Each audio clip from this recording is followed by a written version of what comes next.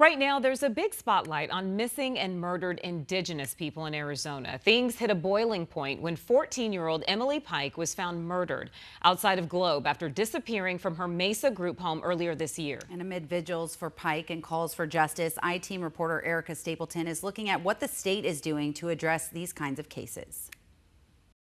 Arizona actually has a missing and murdered indigenous people task force. I was able to obtain their annual reports that not only call this a crisis, but point out gaps in solving these kinds of cases. A painful reality. I have two sons. For Birdie Bitsui. One missing and one murdered. She said her sons, Drew James and Alexander Esky, grew up on the Navajo Nation. In April 2020, 25-year-old Drew was shot and killed near 57th Ave in Thomas in Phoenix. Still, no arrests. It went cold.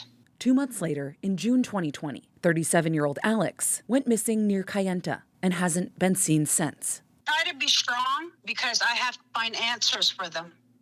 But there's days that I cry, I break down. The murder of Emily Pike, a 14-year-old girl found dismembered outside of Globe after she disappeared from her group home in Mesa, putting other missing and murdered indigenous people's cases in the spotlight.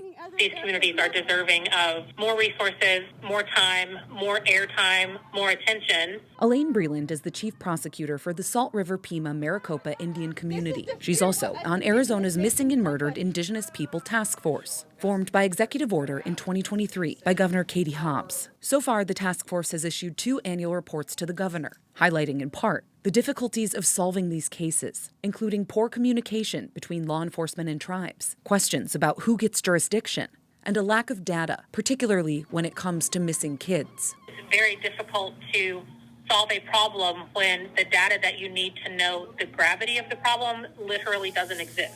You're like a lion in a cage as a mother. You can't sit still.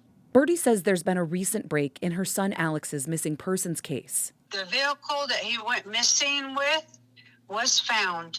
And that a lot falls on her family's shoulders when it comes to getting answers. Well, that's what we're doing right now. We're pushing. Erica Stapleton, 12 News.